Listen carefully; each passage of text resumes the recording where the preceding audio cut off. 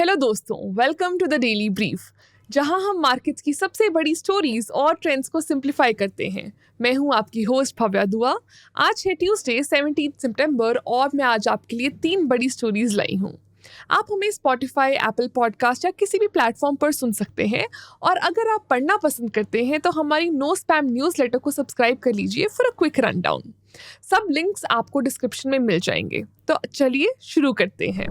सबसे पहले मैं डिस्कस करूंगी चाइना के बारे में दोबारा, और उसके बाद हम डिस्कस करेंगे कार मेकिंग कंपनी फोर्ड के प्लान्स, और फाइनली हम डिस्कस करेंगे पाम ऑयल के बारे में। तो चलिए शुरू करते हैं। तो आइए सबसे पहले चाइना से शुरू करते हैं। चाइना के बारे में हम बहुत बात करते हैं, और करें भी क्यों ना। चाइना में काफ़ी अजीब और इवन डरावने चेंजेस होते रहते हैं जो ग्लोबल इकोनॉमी को सीरियसली इम्पैक्ट कर सकते हैं। आज की चाइनीज़ इकोनॉमी को देखकर लगता है जैसे 3 अलग अलग versions of the same country देख रहे हों। पहला वर्जन है वो चाइना जो काफ़ी अजीब और काफ़ी इकोनॉमिक प्रॉब्लम से गुजर रहा है। वहाँ डिफ्लेशन हो गई है, मतलब प्राइसेस बढ़ने की जगह गिर रहे हैं। लगभग 2 साल से प्रोड्यूसर प्राइसेस गिरते जा रहे हैं। जब प्राइसेस गिरते हैं, लोग सोचते हैं कि सस्ता मिलेगा तो खरीदने में डिले करते हैं, जो इकोनॉमी के लिए बुरा होता है। रियल एस्टेट सेक्टर, जो पहले चाइना की ग्रोथ का इंजन था, अब वो भी स्लो हो रहा है। 15 महीने से लगातार रियल एस्टेट प्राइसेस गिर रहे हैं। अगस्त में तो प्राइसेस 9 साल में सबसे लोएस्ट पॉइंट तक गिर गए थे। एक्सपर्ट्स जैसे माइकल पैटिस कहते हैं कि ये कोई शॉर्ट टर्म प्रॉब्लम नहीं है, बल्कि पुरानी स्ट्रक्चरल प्रॉब्लम्स का नतीजा है। उनका कहना है कि चाइना का ग्रोथ मॉडल ज़्यादा इन्वेस्टमेंट पे बेस्ड रहा है, ना कि कंज्यूमर स्पेंडिंग पे, और अब ये मॉडल फेल हो रहा है। पैटिस का ये भी कहना है कि the problems facing the Chinese economy are not the consequences of recent policy shifts, they are the almost inevitable result of deep imbalances that date back nearly 2 decades. फिर आता है दूसरा वर्जन, एक tech giant China. China EVs, solar panels, wind turbines और batteries जैसे industries में global leader है। Brad Setser के मुताबिक चाइना दुनिया के 80% सोलर पैनल्स बनाता है और ईवी एक्सपोर्ट्स भी रैपिडली बढ़ा रहा है। हिस्टोरियन एडम टूज का कहना है कि one fancy EV after another, stuff you have never seen before. Gull wings, it's so futuristic. It's over the competition. It's extraordinary. अब सवाल है कि चाइना की असली कंडीशन क्या है। एक तरफ चाइना डिफ्लेशन की मुश्किल में है और दूसरी तरफ टेक लीडर है। और फिर आता है तीसरा वर्जन, ग्लोबल ट्रेड टेंशंस वाला China. Western countries specially America को चाइना की ओवर कैपेसिटी से प्रॉब्लम है। उन्हें लगता है चाइना दुनिया में सस्ते माल भेजकर बाकी देशों की इंडस्ट्रीज को नुकसान पहुंचा रहा है। इसी साल US treasury secretary Janet Yellen ने कहा था कि चाइना की इकोनॉमी इतनी बड़ी है कि दुनिया उसके एक्सेस कैपेसिटी को भी अब्सॉर्ब नहीं कर सकती। लेकिन क्या सच में ओवर कैपेसिटी एक प्रॉब्लम है? मैथ्यू सी क्लीन, जो पेटिस के साथ ट्रेड वॉर्स और क्लास वॉर्स बुक को ऑथर करते हैं, उनका इसके लिए अलग ही नज़रिया है। उनका कहना है कि प्रॉब्लम ये नहीं है कि चाइना ज़्यादा बनाता है, प्रॉब्लम ये है कि चाइना कम खरीदता है। चाइनीज़ हाउस होल्ड सिर्फ 37% नेशनल इनकम गुड्स और सर्विसेज पे खर्च करते हैं, जो ग्लोबल एवरेज से काफ़ी कम है। क्लीन कहते हैं कि चाइना के प्रोडक्ट्स इसलिए चीप लगते हैं क्योंकि वहाँ के वर्कर्स की इतनी इनकम नहीं है कि वो खुद डोमेस्टिक प्रोडक्ट्स खरीद सकें। इसके कारण डोमेस्टिक प्रोडक्ट्स के प्राइसेस लो रहते हैं, जिससे एक्सपोर्ट्स भी सस्ते हो जाते हैं। इसका मतलब है कि चाइना ज़्यादा मैन्युफैक्चरर नहीं कर रहा, बल्कि कम कंज्यूम कर रहा है। क्लीन का मानना है कि चाइना की current 10 million new energy vehicles का प्रोडक्शन सिर्फ ग्लोबल डिमांड ही नहीं, उनकी डोमेस्टिक डिमांड से भी कम है। न्यू एनर्जी व्हीकल्स की डिमांड ज़्यादा है क्योंकि चाइना एक ग्रीन इकोनॉमी बनने की कोशिश कर रहा है। फिर भी चाइना का मैन्युफैक्चरिंग स्केल इम्प्रेसिव है। वहाँ solar panels, wind turbines, EVs और बैटरीज में 50 to 75% का ग्लोबल शेयर है। ये प्रोडक्शन ग्रोथ बाकी देशों की इंडस्ट्रीज पे असर डाल रही है और काफ़ी लोग मार्केट डिस्टॉर्शंस को लेके कंसर्न्ड हैं। तो फिर करंट सिचुएशन क्या है? चाइना की इकोनॉमी एक तरफ डिस्ट्रेस में है, लेकिन दूसरी तरफ टेक में लीडर भी है। उसके rising export strategy global markets को डोमिनेट करने का काम कम और वीक डोमेस्टिक डिमांड का नतीजा ज़्यादा लगती है। दुनिया का रिएक्शन इस एक्सपोर्ट सर्च को लेकर मिक्स्ड है। सिर्फ वेस्टर्न कंट्रीज ही नहीं, बल्कि इमर्जिंग मार्केट्स जैसे ब्राज़ील, टर्की, इंडोनेशिया और चिली भी चाइना के अगेंस्ट खड़े हैं। इन देशों ने चाइनीज गुड्स जैसे ईवीज, स्टील और टेक्सटाइल्स पे टैरिफ्स लगाए हैं ताकि अपनी इंडस्ट्रीज को प्रोटेक्ट कर सकें और चाइनीज कंपनीज को लोकल इन्वेस्टमेंट के लिए पुश कर सकें। फॉर एग्जांपल, ब्राजील और टर्की ने रिसेंटली ईवी इंपोर्ट्स पे टैरिफ्स लगाए। इसका रिजल्ट ये निकला कि चाइना की सबसे बड़ी ईवी कंपनी BYD ने वहां मैन्युफैक्चरिंग प्लांट सेट करने का प्रॉमिस किया। ये देश चाहते हैं कि चाइना की टेक और इन्वेस्टमेंट का फायदा उठाएं, लेकिन अपनी इंडस्ट्रीज को भी बचाएं। इंडिया के चीफ इकोनॉमिक एडवाइजर V अनंता नागेश्वरन ने इस चैलेंज को अपने रीसेंट इकोनॉमिक सर्वे में सही तरीके से कैप्चर किया। उन्होंने लिखा, while emerging markets are resorting to import restrictions as a policy option to deal with the Chinese challenge, it is pertinent to note that some Chinese goods are so cheap that no amount of tariff can reduce their price competitiveness. China एक tricky situation में है। उसे अपनी economy को boost करने के लिए exports की जरूरत है, लेकिन उस पे उन देशों को नाराज करने का रिस्क है जिनके साथ वो फ्रेंडली रिलेशंस बनाना चाहता है। Last week Chinese president Jinping ने वर्ल्ड के लीस्ट डेवलप्ड कंट्रीज के लिए 0 टैरिफ्स अनाउंस किए, जो लगता है टेंशंस को थोड़ा ईज करने का एफर्ट था। पॉलिसी मेकर्स के लिए बड़ा चैलेंज ये है कि इस कॉम्प्लेक्स सिचुएशन को कैसे हैंडल किया जाए। क्या चाइना अपनी डोमेस्टिक कंजम्पशन को बढ़ा सकता है ताकि इकोनॉमी बैलेंस में आए, और बाकी देशों को कैसे रिस्पॉन्ड करना चाहिए चाइना की कंपेटिटिव इंडस्ट्रीज के अगेंस्ट, जबकि उन्हें सस्ते टेक्नोलॉजीज का फायदा भी उठाना है।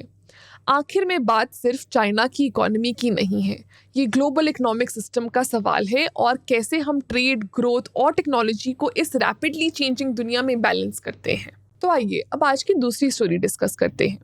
फोर्ड अब 3 साल बाद इंडिया में वापस आ रहा है। अब वो अपने चेन्नई प्लांट को दोबारा शुरू करने का प्लान बना रहे हैं, लेकिन ये सिर्फ बिजनेस रीस्टार्ट करने की बात नहीं है। इस डिसीजन के पीछे एक लंबी कहानी है। चलो मैं थोड़ा कॉन्टेक्स्ट देती हूँ। कुछ ही साल पहले फोर्ड ने अपने इंडिया ऑपरेशंस को बंद कर दिया था। 2021 में एक डिकेड के 2 बिलियन रुपीस के लॉसेस के बाद और सिर्फ 2% मार्केट शेयर के साथ उन्होंने इंडिया से एग्जिट कर लिया था। और फोर्ड अकेला नहीं था। जनरल मोटर्स ने 2017 में कार्स बेचना बंद कर दिया था और हार्ले डेविडसन ने 2020 में वही रास्ता लिया। ऐसे लग रहा था जैसे सारे US ऑटो मेकर्स इंडिया को छोड़ रहे हैं।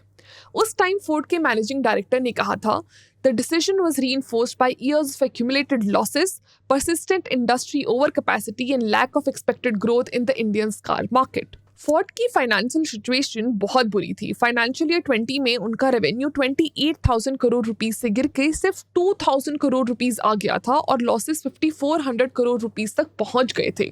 पूरी ऑटो इंडस्ट्री भी स्ट्रगल कर रही थी। इंडियन मैन्युफैक्चरर्स प्रोडक्शन कैपेसिटी बढ़ा रहे थे, लेकिन डिमांड उतनी नहीं बढ़ रही थी और काफ़ी कंपनीज को अपनी फैक्ट्रीज रनिंग रखने के लिए एक्सपोर्ट्स पे रिलाई करना पड़ा। फोर्ड फॉर एग्जांपल हर साल 90,000 इको स्पोर्ट कार्स एक्सपोर्ट करता था, जो इंडिया में बिकने वाली कार से लगभग 2 गुना ज़्यादा थी। फिर 2019 में कार सेल्स ने 20 सालों में सबसे बड़ी फॉल देखी और कोविड ने चीज़ों को और भी बिगाड़ दिया, तो शटडाउन करना उनके लिए लास्ट ऑप्शन बच गया था। लेकिन फोर्ड पूरी तरह गया नहीं था। अपने 2 मैन्युफैक्चरिंग प्लांट्स में से उन्होंने गुजरात प्लांट टाटा मोटर्स को बेच दिया था, जो अब इलेक्ट्रिक व्हीकल्स बनाने के लिए काम आ रहा है। लेकिन चेन्नई प्लांट उनके लिए एक प्रॉब्लम बन गया। फोर्ड को समझ नहीं आ रहा था कि चेन्नई प्लांट का क्या करें। JSW या ओला को बेचने की बातें हुई थी, लेकिन कुछ हुआ नहीं। फिर फोर्ड ने सोचा कि गवर्नमेंट के production linked investment schemes which is PLI का फायदा उठाया जाए और इलेक्ट्रिक व्हीकल मार्केट में घुस जाएं, लेकिन वो प्लान भी फेल हो गया। तो फोर्ड के पास ये बड़ा चेन्नई प्लांट बच गया और उन्हें डिसाइड करना था कि इसे बेचें या रिवाइव करें। इस बीच तमिलनाडु गवर्नमेंट भी नहीं चाहती थी कि इतना बड़ा प्लांट वेस्ट हो। उन्होंने फोर्ड के साथ डिस्कशंस किए और लगता है अब कुछ होने वाला है। और क्यों नहीं, तमिलनाडु हमेशा से ऑटोमेकर्स का फेवरेट रहा है और इसे डिट्रॉइट ऑफ इंडिया भी कहते हैं। पोर्ट्स का easy access, solid industrial setup और गवर्नमेंट सपोर्ट की वजह से होंडाई, रेनॉल्ट और BMW जैसे कंपनीज पहले ही यहाँ आ चुकी हैं। अब EVs के पुश के साथ टेस्ला भी यहाँ आ सकता है। अब देखो, फोर्ड के पास चेन्नई में ऑलरेडी एक प्लांट है, तो शायद वो रुक जाएं। शायद वो दोबारा कार्स बनाएं, लेकिन सिर्फ एक्सपोर्ट्स के लिए, ना कि इंडियन मार्केट के लिए। शायद वो JSW ग्रुप के साथ एक जॉइंट वेंचर बना के इंडिया में वापस आएं। लेकिन फोर्ड ने इंडिया को लेकर इतने बैक एंड फोर्थ डिसीजंस किए हैं, तो मैं इन डेवलपमेंट्स को थोड़ा कॉशियसली देखूंगी। तो अब चलते हैं हम आज की आखिरी स्टोरी पे। यूरोपियन यूनियन ने अभी एक नया रूल इंट्रोड्यूस किया है जिसे डिफॉरेस्टेशन से जूट प्रोडक्ट्स को अपने मार्केट से दूर रखा जा सके। इस रूल का नाम है ईयू डिफॉरेस्टेशन फ्री रेगुलेशन और ये 30 दिसंबर 2024 से लागू होगा। इसका मतलब है कि प्रोडक्ट्स जैसे palm oil, cocoa, coffee, rubber और वुड जो ईयू में इंपोर्ट होंगे, उन्हें ये प्रूफ करना पड़ेगा कि ये रिसेंटली डिफॉरेस्टेटेड ज़मीन पर नहीं उगाए गए। ये रूल काफ़ी कंट्रीज़ को अफेक्ट करता है, स्पेशली इंडोनेशिया और मलेशिया जो मिलकर दुनिया के लगभग 90% पाम ऑयल प्रोड्यूस करते हैं। पाम ऑयल उनके लिए सिर्फ एक एक्सपोर्ट नहीं है, ये उनकी इकोनॉमी का एक इम्पॉर्टेंट हिस्सा है। करोड़ों फार्मर्स और वर्कर्स इस पे डिपेंड करते हैं। इनमें से काफ़ी लोग ऐसी ज़मीन पे पाम ऑयल उगाते हैं जो कभी फॉरेस्ट थी, और अब ये नया ईयू रूल का आना उनकी रोजी रोटी को रिस्क में डाल सकता है। और पाम ऑयल तो लगभग हर चीज़ में यूज़ होता है, कुकीज़, इंस्टेंट नूडल्स, लिपस्टिक और सोप तक में भी। ये सबसे ज़्यादा यूज़ होने वाले वेजिटेबल ऑयल हैं क्योंकि ये सस्ता है और बाकी ऑयल से ज़्यादा टिकता है। क्रिटिक्स का कहना है कि ये रूल अनफेयर है। उनका मानना है कि ये ट्रेड बैरियर्स क्रिएट करता है, स्पेशली छोटे फार्मर्स के लिए जो इन स्ट्रिक्ट रिक्वायरमेंट्स का पूरा करने के लिए इतने रिसोर्सेज नहीं रखते। और ये सिर्फ इंडोनेशिया और मलेशिया ही नहीं जो पुशबैक कर रहे हैं, ब्राज़ील और यूएस भी ईयू से लॉ का रिकंसिडरेशन या फिर डिले चाहते हैं। ब्राज़ील कह रहा है कि ये रूल उनका 1/3 एक्सपोर्ट्स को अफेक्ट कर सकता है, इंक्लूडिंग सोय और बीफ। यूएस का कहना है कि ये लॉ उसके टिम्बर और पेपर इंडस्ट्रीज के लिए बड़ी प्रॉब्लम्स क्रिएट कर सकता है। लेकिन इंडोनेशिया और मलेशिया के लिए प्रॉब्लम्स यहीं ख़त्म नहीं होती। इंडिया दुनिया का सबसे बड़ा पाम ऑयल इंपोर्टर है और अपनी एडिबल ऑयल की 70% डिमांड इंपोर्ट से पूरा करता है। इसी डिपेंडेंस को कम करने के लिए इंडिया ने रिसेंटली अपने एडिबल ऑयल इंपोर्ट्स पे 20% तक का टैक्स बढ़ा दिया, इंक्लूडिंग पाम ऑयल। अब क्रूड ऑयल्स पे टोटल टैक्स 27.5% हो गया है, जो पहले 5.5% था। रिफाइंड ऑयल्स पे टैक्स अब 35.75%, जो पहले 13.75% था। ये नए रेट्स 14 सितंबर 2024 से लागू हुए हैं। इस हायर टैक्सेस के साथ इंडोनेशिया और मलेशिया से आने वाले पाम ऑयल इंडियन बायर्स के लिए काफ़ी महंगे हो जाएंगे, और इंडिया शायद अपने पाम ऑयल इंपोर्ट्स को कम करेगा ताकि एक्स्ट्रा कॉस्ट से बचे, जो ऑलरेडी ईयू के डिफॉरेस्टेशन रूल से जूझ रहे हैं। इंडोनेशिया और मलेशिया को और नुकसान पहुंचा सकता है। इंडिया का कहना है कि ये टैक्सेस इसलिए बढ़ाए गए हैं ताकि यहाँ के लोकल फार्मर्स को मदद मिले जो लो क्रॉप प्राइसेस से स्ट्रगल कर रहे हैं। इंपोर्टेड ऑयल्स को महंगा बनाकर इंडिया अपने लोकल प्रोड्यूस के प्राइसेस बढ़ाने की उम्मीद कर रहा है, जिससे वहाँ के फार्मर्स को थोड़ी रिलीफ मिले। लेकिन इसका मतलब ये है भी हो सकता है कि इंडोनेशिया और मलेशिया से पाम ऑयल की डिमांड कम हो, जो ग्लोबल प्राइसेस को नीचे लेके आ सकती है। कुछ इंडियन कंपनीज को इस टैक्स हाइक का फायदा हो सकता है। वो पाम ऑयल इंपोर्ट तो करती है, लेकिन लोकल क्रॉप्स जैसे मस्टर्ड, सोयाबीन और सनफ्लावर से भी एडिबल ऑयल्स प्रोड्यूस करती हैं। जब इंपोर्टेड पाम ऑयल महंगा हो जाएगा तो लोकल ऑयल्स की डिमांड बढ़ सकती है, लेकिन जो कंपनीज हेविली पाम ऑयल पे डिपेंड करते हैं जैसे फूड और कॉस्मेटिक इंडस्ट्रीज, उनके कॉस्ट बढ़ सकते हैं। ये सब देखते हुए एक बात तो क्लियर है कि पाम ऑयल का फ्यूचर एक टर्निंग पॉइंट पे खड़ा है। क्या प्रोड्यूसर्स इन नए रूल्स और मार्केट चेंजेस के साथ अडेप्ट कर पाएंगे या फिर ये ग्लोबल ट्रेड को रीशफल करेगा? ये तो टाइम ही बताएगा। तो ये थी हमारी आज की आखिरी स्टोरी, बट इस डेली ब्रीफ को एंड करने से पहले हम आपको कुछ टिडबिट्स बताते हैं। नंबर 1, अडानी ग्रीन और अडानी पावर ने महाराष्ट्र को 6.6 गीगावाट्स पावर सप्लाई करने के लिए अग्रीमेंट साइन कर लिए हैं। इसमें 500 मेगावाट सोलर पावर और 1496 मेगावाट्स थर्मल पावर इंक्लूडेड है। नंबर 2, एप्पल ने अप्रैल से अगस्त 2024 के बीच में इंडिया से $5 बिलियन के आईफोन्स एक्सपोर्ट किए, जो पिछले साल के कंपैरिजन में 54% ज़्यादा हैं। ये एप्पल की स्ट्रॉन्ग ग्रोथ और इंडियन ऑपरेशंस के एक्सपेंशंस को दिखाता है। नंबर 3, बजाज हाउसिंग फाइनेंस का आईपीओ खुला और वो 64 टाइम्स ओवर सब्सक्राइब था, और उसने अपने इस डेब्यू आईपीओ में इन्वेस्टर्स के लिए 135% का प्रॉफिट बनाया। नंबर 4, टेमेसेक वीएफएस ग्लोबल में ब्लैकस्टोन से 20% स्टेक ले सकता है, जिसकी वैल्यू अराउंड $7 बिलियन है। इस डील से टेमेसेक को ग्लोबल ट्रैवल मार्केट के बूम का फायदा मिल सकता है।